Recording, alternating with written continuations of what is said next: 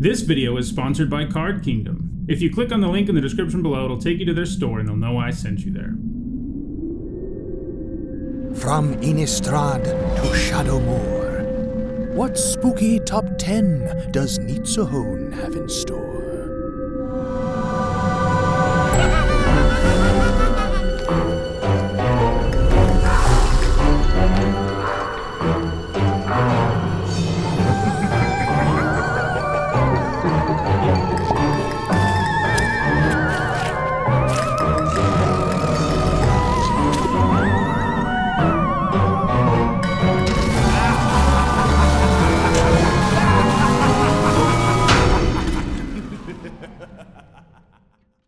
Hi everyone, I'm Nitsuhone, and today is Friday, and that means it's time for the 518th MTG Top 10. We're also only a few days away from Halloween, and that of course means this is a Halloween-inspired MTG Top 10. Usually in this series, I rank Magic cards based on their historical performance in competitive Magic. However, sometimes I like to look at the worst cards around, and that's what we're doing today with a look at the worst cards with one of the spookiest creature types in the game. Zombies. I've talked about good zombies a fair bit on this channel, including in an MTG Top 10 and a deck history video, and overall zombies are pretty good. They're one of Black's characteristic creature types, meaning they have lots of tribal support that they have received over the years, going all the way back to Alpha with Zombie Master. All that support over the years also means there have been a ton of zombies printed, and that means some of them are awful. What cards appear in this video and where they rank is based on my opinion, but I do use a little bit of data to help me make my decisions. For a card to appear in this video, it can't have ever been played in a competitive Magic deck, it can't be widely played in EDH, and it can't be a card that would make the cut in Limited. Also, if you see a card in this video that doesn't say zombie on the type line, rest assured that the card has received an errata, and it has the creature type now. In all, there are 557 zombies in Magic, and in this video we'll talk about the 10 that are the absolute worst. At number 10, I have Blind Creeper. This actually has a pretty nice stat line as a 2-mana 3/3, but the downside is hard to overcome. This is the first of many zombies on the list who actually have nice stat lines, but horrible downsides. And yeah, getting -1/-1 until end of turn when a spell is cast is pretty rough. This limits how you can use your own spells, and it also means that your opponent might just be able to kill it by casting 3 spells in a turn.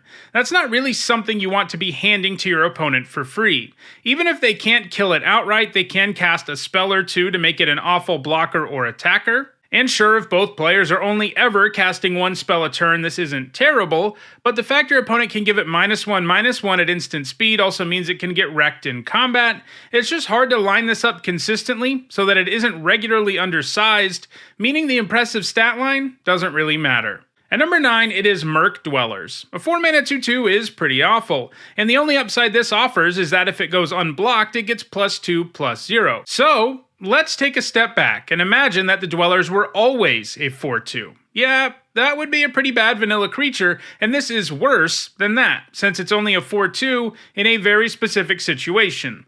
In the meantime, it can just be blocked by things that have 3 toughness, most of which will just kill it, so it isn't like it will be able to take advantage of the upside it does have very often. At number 8, I have a Feddo Vulture. This zombie starts with an awful stat line. It's a 6-mana 3/2 with flying.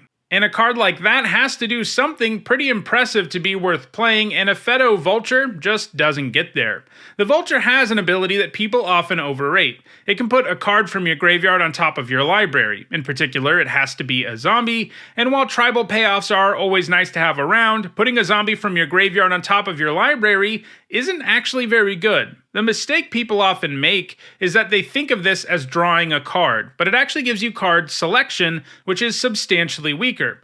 And yes, if you have some insane bomb of a zombie in your graveyard, getting it back the next time you draw a card can be pretty good, but that's the absolute ideal situation for this card, and it often doesn't have something that great to get back. What's more is, zombies are already pretty adept at doing graveyard things, and there are lots of better cards out there that get you zombies back from your graveyard. I mean, you could just play something like Gravedigger, which costs 2 less mana, is more flexible because it can return any creature, and it returns the card directly to your hand. And it isn't like Gravedigger is some incredible card. Zombies are one of the most popular creature types around, and cards that give you a payoff for running a bunch of zombies usually see significant play in EDH, so the fact the Vulture is only played in 38 decks on EDH Rec is pretty notable. At number 7, I have Phyrexian Prowler. This has a Hill Giant stat line, which isn't too terrible, but it also comes with fading. This means it only stays in play for a few turns, before eventually just making you go down a whole card when it runs out of fading counters. It does have the ability to take advantage of those fading counters, but the payoff for doing so isn't actually very good.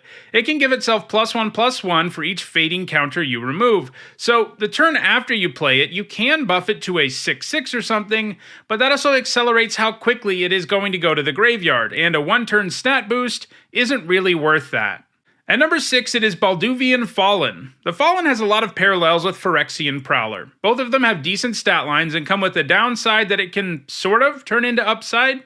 The downside here is cumulative upkeep, which means you have to pay an ever-increasing amount of mana each turn just to keep it around. The upside is that it increases its power for each red or black mana you use to pay that cost. That's something, but like with the Prowler, it doesn't really do enough to get around that downside. With an upkeep cost like this, you have one of two options. You can either just let it go to the graveyard, or pump mana into it to keep it around, and if you do the latter, you're probably hindering your board development, and that just isn't worth keeping the Fallen around, even if it's a 5/5 or a 6/5 on your turn. At number 5, I have Spiteful Bully. You get a 3/3 for your 2 mana investment in this case, which is nice, I guess, but the Bully also comes with the major downside of doing 3 damage to one of your creatures during your upkeep. And yeah, that includes itself. If it's your only creature around, he just has to hit himself in the face and go to the graveyard.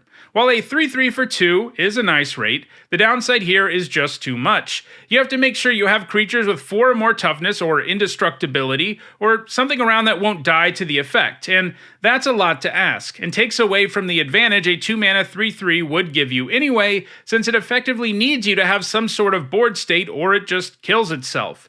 People will say, well, what if you play it with Stuffy Doll? And yeah, okay, that is a way you can use this card, but there are dozens, if not hundreds of better ways to damage your own creatures that don't have the same issues of flexibility this has. Being an utterly useless card on an empty board is a huge downside. And if your other creatures in play don't line up, even if your board isn't empty, Spiteful Bully can still be more trouble than it's worth. At number 4, I have Woodwraith Strangler. It starts with an absolutely terrible stat line as a 4 mana 2/2, and it costs 2 different colors of mana. And then, it has a fairly unimpressive ability. It can regenerate, and it doesn't cost any mana, which is nice, but you do have to have a creature card in your graveyard to exile. And sure, if your graveyard is well stocked, it can block ground creatures indefinitely, and you don't have to leave mana up.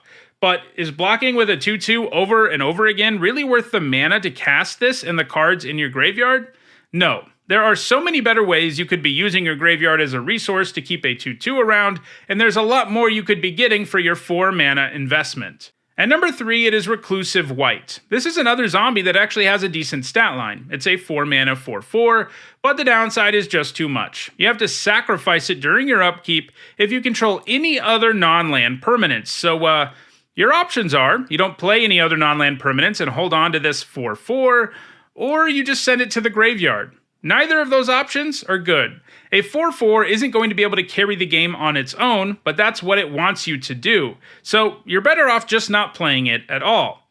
You could try and get fancy and find ways to have permanents around during your turn, but not during your upkeep, but that's a ton of work for a 4 mana 4/4.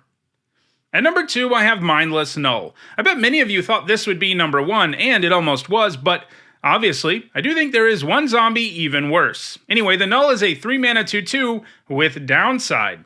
It can't block unless you control a vampire. That isn't exactly the kind of vampire payoff where you feel like you're really getting it done by unlocking this card's full potential, since this is still just a 3 mana 2/2 at best. And at number 1, it is Dripping Dead. This is a 6 mana 4/1, and it can't block. Surely the other stuff in the text box is awesome, right? Nope, that's why it's number 1 on this list. When it does combat damage to a creature, that creature gets destroyed. Those words sound pretty powerful, I guess, but it is actually a worse version of Death Touch. Death Touch kills things if they get damaged in any way, and this only counts combat damage. And Because this can't block, that means it can only do combat damage when it attacks, severely limiting how useful this can be. What's more is, it dies when it gets blocked by anything at all, since it has 1 toughness, so it's far from a guarantee that it will ever take down anything impressive. If it could block or had a better stat line, it would be a much better card. But this pseudo death touch effect on a 4/1 that can't block is just awful. The coolest thing you can do with it is give it some sort of lure effect, but that's significant setup to make an otherwise useless card actually do something. So those are my picks for the 10 worst zombies ever. If you're interested in buying some of these cards, because I guess some of them have pretty spooky art, check out the description, where you can find a direct Card Kingdom link for each card that appeared in the video. If you want to make sure you catch future videos, don't forget to subscribe and turn on notifications. If you want to catch up on past videos, including many more about bad cards and many more that are Halloween inspired, you should see the playlist on your screen shortly. Thanks for watching.